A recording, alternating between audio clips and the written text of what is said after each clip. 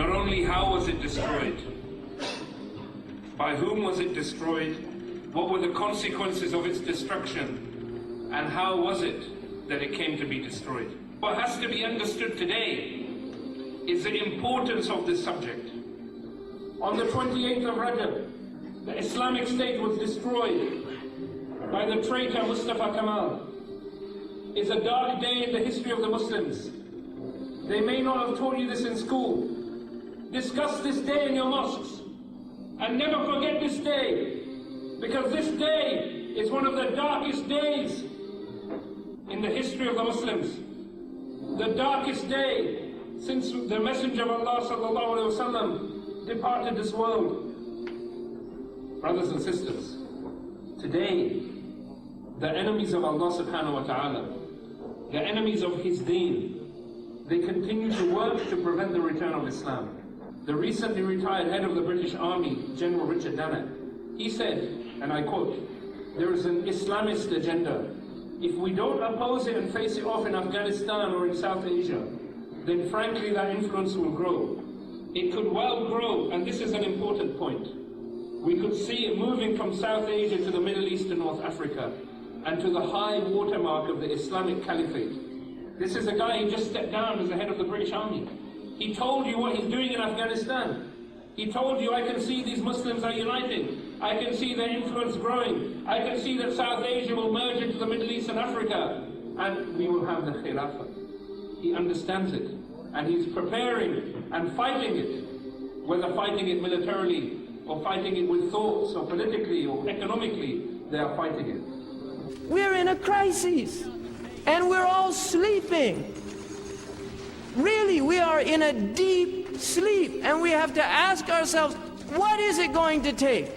How much do we have to lose of our humanity before we wake up? What is it going to take? How many children have to be sacrificed before we wake up to what's happening to our communities, to our families, to our children, to our masjids, to our societies? How much more? How much can you take? How much can you fill your heart? With how much pollution? If Imam Shafi'i complained about losing some of the ability of his memory because he saw something haram for even a moment and maintained his glance, how much greater that we're filling our hearts with the haram day in and day out.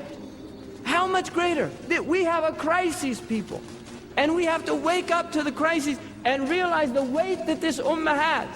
We have a great weight that's been given upon us because we are not like other people. We are not like other people, and we do not want to be like the Jews who were given the truth and turned away from the truth, and because of it they incurred the wrath of Allah subhanahu wa ta'ala, and Allah afflicted them. This is what Allah says in the Quran. We do not want to be like that.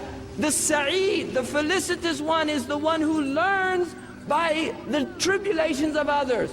He does not learn through his own tribulation, he learns by the tribulation of others. By seeing others in tribulation, it wakes him up to the reality that the only way to prevent that tribulation is to stop and turn back to Allah subhanahu wa ta'ala. And this is what Allah wants of us. This is what Allah is asking for us to do, is to turn back to Allah subhanahu wa ta'ala collectively as an ummah.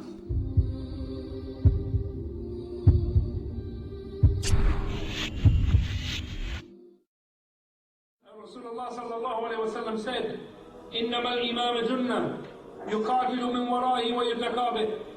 Verily, the imam, the leader, the khalifa, the ruler, he is a shield from behind which you fight and behind which you protect yourselves. That shield, brothers and sisters, it has been missing now 89 years. The 3rd of March 1924, that shield is missing, absent. And we see its consequences before us today. Since that day, brothers and sisters, it is no exaggeration to say that this ummah has not witnessed a single day of happiness. Since that day, brothers and sisters, the cries of the oppressed, the cries of the widows and orphans in Palestine, in Chechnya, in Afghanistan, in Kashmir, in Bosnia, all over the Muslim world. Since that day, nobody responded to the cries of the orphans and the widows. Since that day, we have seen tyrant ruler after tyrant ruler.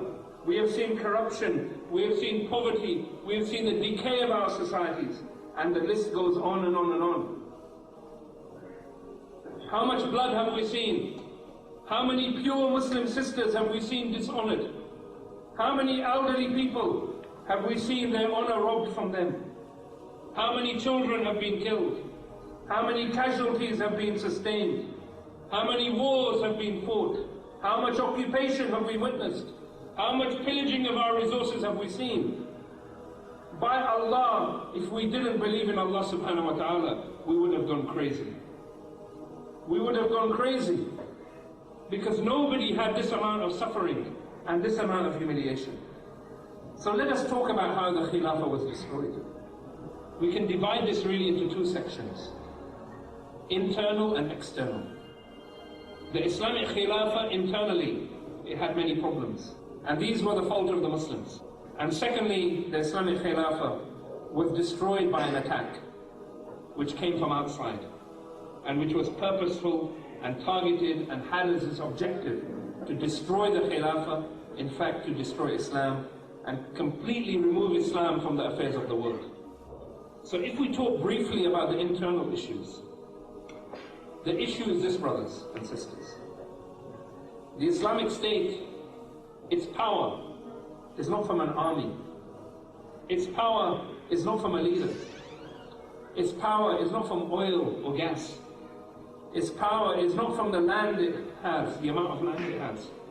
Its power is not from its population, although all of those things are powerful.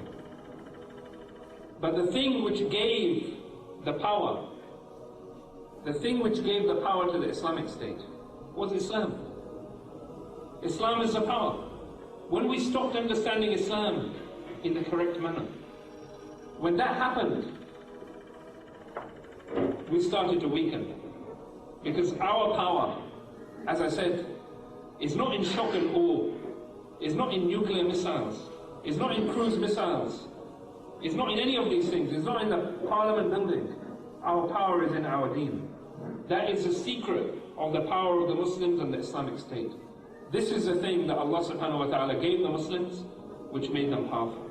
Allah subhanahu wa ta'ala said, كنتم خير أمة أخرجت للناس تأمرون بالمعروف وتنهون عن المنكر وتؤمنون بالله. Verily, we have made you the best ummah which has come from mankind. Why? Because you enjoin what is good, you forbid what is wrong, and you believe in Allah. The key was ijtihad. You will know what to do with every issue in life. An issue which has occurred in the past, an issue which occurs now, or an issue which occurs in the future. Because the consequence of closing the doors of ijtihad meant that later down the line, we started adopting from the West. We started adopting the Western ideology, a foreign ideology, an ideology which believes man can make laws, whereas our ideology doesn't allow man to make legislation, the laws of Allah subhanahu wa ta'ala. So that was a significant weakness which occurred in the Muslims and occurred over a period of time. So it's important to bear that in mind.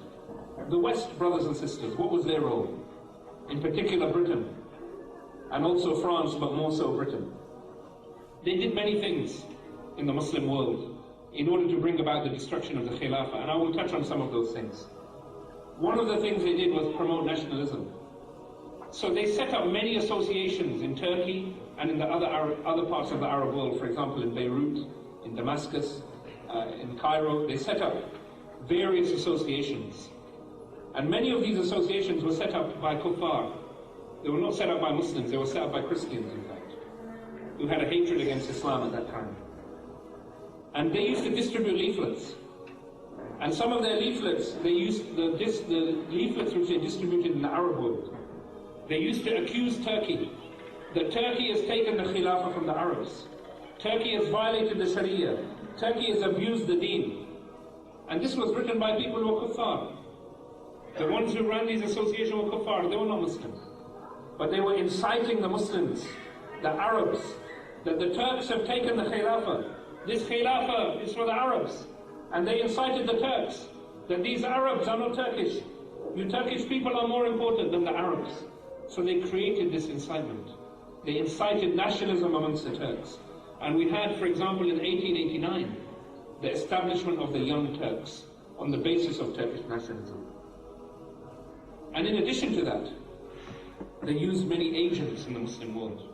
One of the most famous of those agents, Mustafa Kemal, they call him the father of Turkey. But we know that many Muslims will not call him in such an eloquent way. Because really this is a man, may Allah curse him, the one who plotted with the West, Britain in particular, to destroy the Khilafah.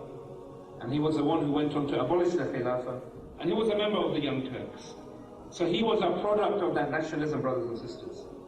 And later he said, and this tells you very clearly, he said, was it not because of the Khilafah, Islam and the clergy that the Turkish peasants fought and died for 5 centuries? It is high time Turkey looked after her own interests and ignored the Indians and the Arabs. Turkey should rid itself of leading the Muslims. For this man, brothers and sisters, was an agent of the British. They love him. Yeah. Apart from agents and nationalism, the kuffar did many, many things. To add to that weakness in the understanding of Islam, they tried to make the understanding weaker. And they did many things to do that. So one of the things they did, for example, is they invented false hadith. The hadith of Rasulullah sallallahu alaihi wasallam, they made many hadith which are complete lies. For example, one of the hadith they said, Hubb al-Watan fi ad-Din. They said this is hadith. Love of the land, love of one's homeland, of one's watan, is from the deen.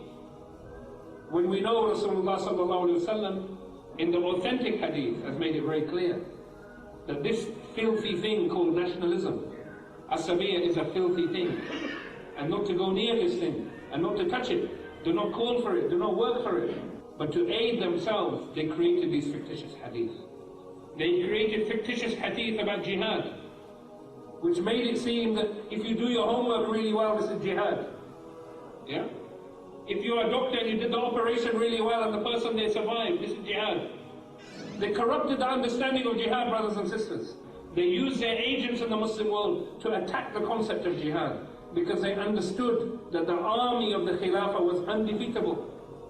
They could not understand the Crusaders when they go to fight the Khilafah. Even the Christians who live in the Khilafah are fighting the Crusaders. They could not understand this. What kind of people are these? Our own brothers in religion, the Christians, are fighting for the Khilafah. They could not understand that power.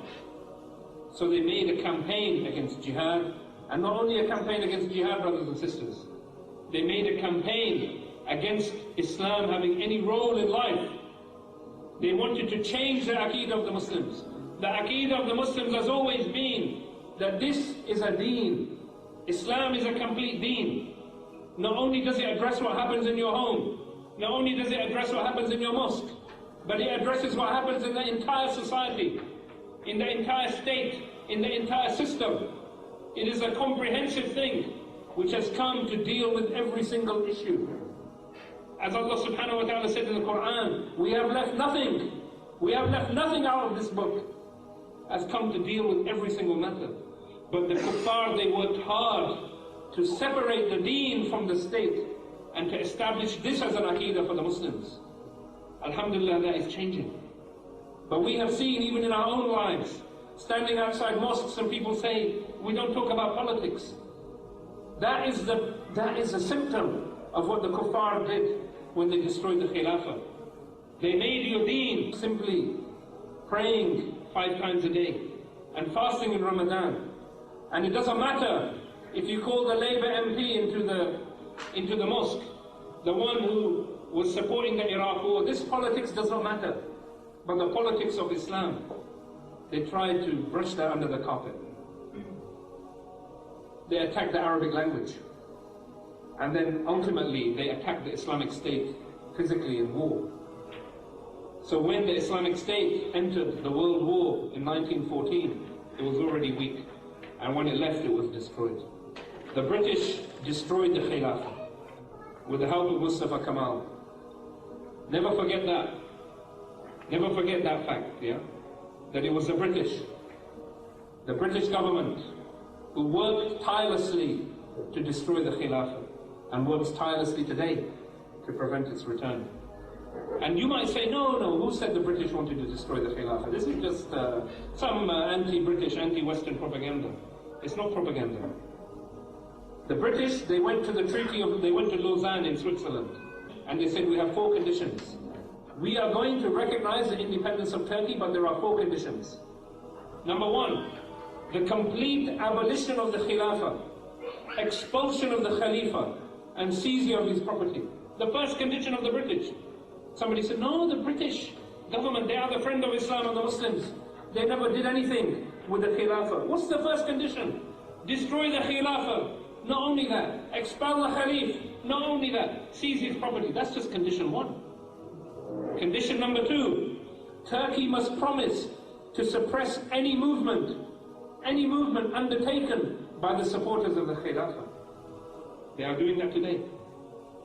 They are locking up and jailing and oppressing the ones who call for the Khilafah in Turkey today. This was the agreement with the British. Number 3, Turkey must cut her link with Islam. Blatant. Turkey must cut her link with Islam. Number 4, Turkey must have a secular constitution and cannot have a constitution derived from the rules of Islam. Very clear, brothers and sisters. Abolish the Khilafah, expel the Khalifa, seize his property, suppress those who call for it, who work for it, cut the links with Islam, throw Islam from the constitution, throw Islam in the dustbin. That was what Britain wanted the Khilafah to do. Lloyd George, famous British Prime Minister, he delivered a speech at the Guildhall on the 8th of November 1919. And this is what he said, and this tells you his attitude towards the Khilafah. The peace terms have been fully approved by the Allies, especially those terms concerning the Ottoman Caliphate.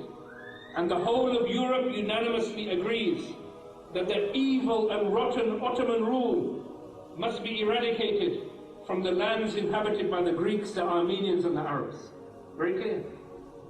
Lloyd George speaking on behalf of Europe, that Europe has agreed to eradicate the Ottoman rule from the Arabs, from the Greeks, from the Armenians. And finally, brothers and sisters, the destruction of the Khilafah in 1924. Mustafa Kemal was the one, he went to the assembly and he put forward a decree enjoining the abolition of the Khilafah, and he said this, and I quote, "We must at all costs safeguard the endangered republic and make her rise upon a solid scientific basis. The Khalifa and the legacies of the Ottoman family must go. The dilapidated religious courts and their laws must be replaced by modern courts and laws. And the cleric schools, the schools of the ulama, must concede their place to official secular schools."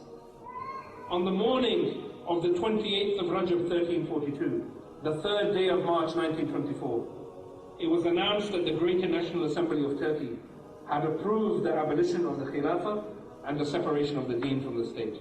And on that very night, Mustafa Kemal, he sent an order to the governor of Istanbul, telling him that the Khalifa Abdul Majid should leave Turkey before Fajr on the next day. So the governor went with a garrison from the police to the palace of the Khalif in the middle of the night. The Khalifa was forced to climb into a cart that took him across the border.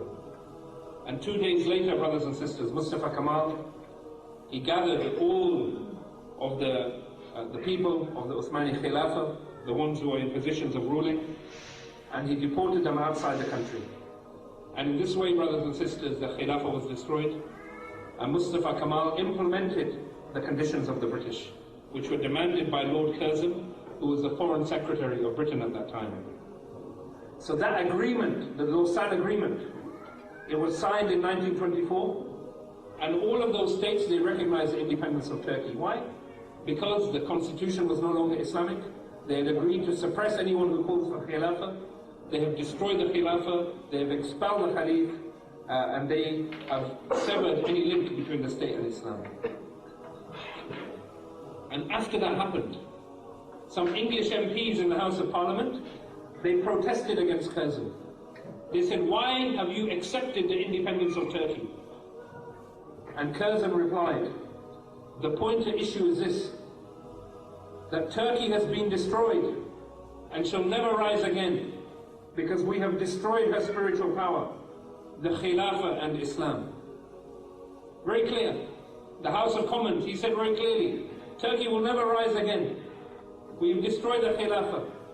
We have destroyed the spiritual power, the Khilafah and Islam.